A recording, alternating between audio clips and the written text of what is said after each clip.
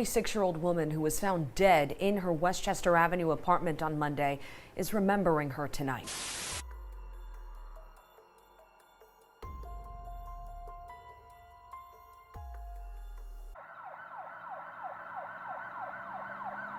"46-year-old Selma McClean, affectionately known as Jada to family and friends, was a strong, independent, loving, and wise woman who was loved by many. Her motto was always live, love, and laugh, something she always stood by, not to mention the fact that she was an amazing cook. Most importantly, she was a devoted mother to her daughter, who meant the world to her. The two were close. She was that mother that was at all of her school events, her basketball games, just an overall supportive and proud parent. Get that ball, Jay! Good try, Jay! Good hustle. Her daughter was a promising basketball player who was named the 2019 Spalding National Junior College Athletic Association Division III Women's Basketball Player of the Year, and also won MVP honors after her team at Hostos College won the division's championships. Selma couldn't have been more proud. Her daughter was flourishing, and her future looked promising. Things were going well for the mother-daughter duo. At least it seemed that way. An unexpected chain of events would soon occur that would change Selma and her daughter's lives forever. Just before 4 a.m. on March 25th, NYPD responded to an apartment building at 720 Westchester Avenue in the Melrose neighborhood of South Bronx after a woman called and confessed to a murder. Upon entering the third-floor apartment, they would locate a gruesome scene: an unconscious and unresponsive adult female, and a woman clutching a bloody frying pan. This is just a very sad story. Police have just released the identity of the 46-year-old victim, and police took into custody a 26-year-old woman. They have not released her identity yet. The victim was identified as 46-year-old Selma McClean, who was sadly pronounced dead at the scene. A suspect was quickly taken into custody by the NYPD, with family members confirming her identity as Selma's own daughter, 26-year-old Skydasia Patterson, who also lived at the home. Initially, the exact details surrounding Selma's murder were unclear. However, the frightening reality of what actually went down inside of that Bronx apartment early that morning would soon be revealed. In a chilling chain of events, Skydasia contacted NYPD and confessed to murdering her mother after beating her to death with a cooking pan in the back of her head. Selma's goddaughter informed police that Skydasia had been in a psychiatric institution since February after recovering from giving birth to a stillborn baby 6 months ago. She didn't properly heal from it and just wanted everything to be fine, to move on from the entire situation. She was also worried about the breakup with the baby's father. She was released and returned home just 1 week prior to the murder. In fact, the night before the murder, Selma reached out to her goddaughter, letting her know that Skydasia was hearing voices and had begun speaking in a man's voice before threatening to harm her. Based on her text exchange, Selma was visibly afraid.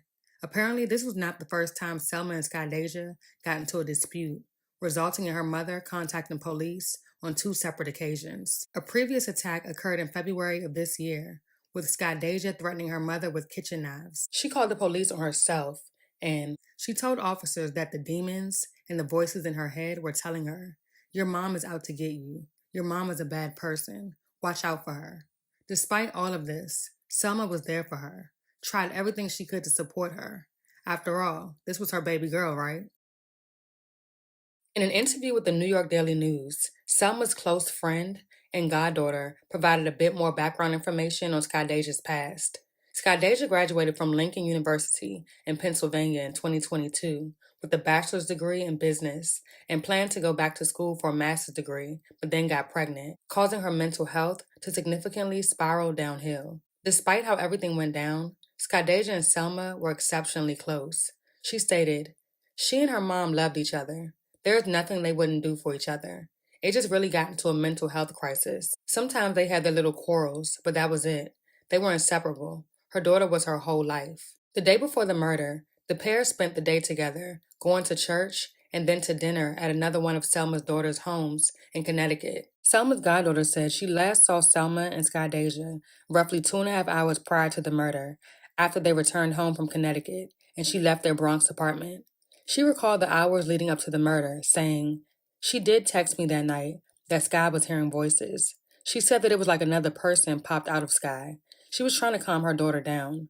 That was like the little back and forth between them, and that was the last text I received from my godmother. Not long afterwards, Skydasia would make the chilling call to 911. Selma's goddaughter heard from a friend later that morning that she was dead and rushed to the building, seeking answers and finding the apartment in disarray. There were cops in front of the building, in front of the apartment, and the door was open when she looked inside. The shoe rack was knocked down, things were on the ground, and there was blood on the floor and on the couch. Through tears, she said that Skydasia had been acting strange the day before while they spent time with her sister and two friends. And when the murders took place, some of them were just hours away from returning to the apartment to make sure Skydasia wasn't alone while Selma went to work. She said that she was leaving the apartment that night. Sky told her that she loved her and asked if she can get a hug. That was the last time she spoke to Skydasia in person. Now she is left with the memory of Skydasia that is difficult to comprehend.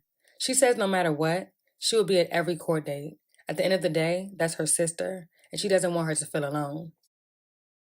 Loved her daughter to death, literally. And it was they didn't have no bad blood with each other. This was a simple mental health crisis. And police officers found McClean on her living room floor here at 720 Westchester Avenue just after 3:30 this morning. That's also when they took the 26-year-old woman into custody. We spoke to another woman here at the scene who says she is McClean's other daughter. The first woman I spoke to said that the 26-year-old who is now into police custody had been going through a very difficult time. She also said that McClean had sent her a text last night saying her daughter was hearing voices and had threatened her. I just feel like everybody should take mental health serious enough.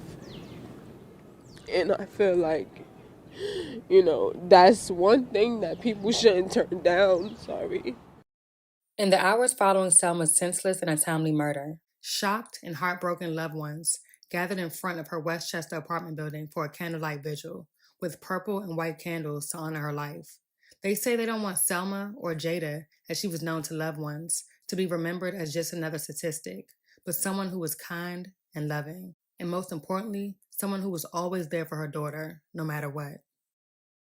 It's been an incredibly difficult week for the family and friends of Selma McClean. Many of the people here knew her as Jada. They say they will remember her for her kindness and her delicious cooking. Curry chicken, stewed chicken, the food, period. She was always there for her daughter. She supported her through whatever. She pushed everybody to do better in their life, even if it was, a crisis or something simple. She just gave everybody love.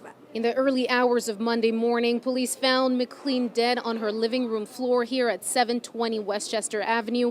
Police say that a 26-year-old woman was taken into custody that morning as well.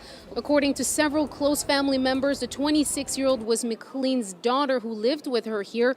They told me she had been suffering from severe mental health episodes and had recently been released from a mental health facility. Everyone here said that the mother and daughter loved each other, and they really stressed the importance of taking mental health seriously.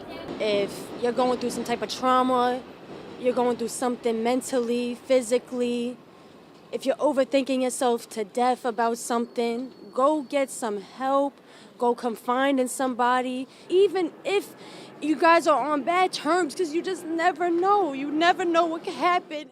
Although 26-year-old Skydasia Patterson was taken into custody, she has not faced any murder charges as of yet due to a pending psychiatric evaluation. The case remains ongoing.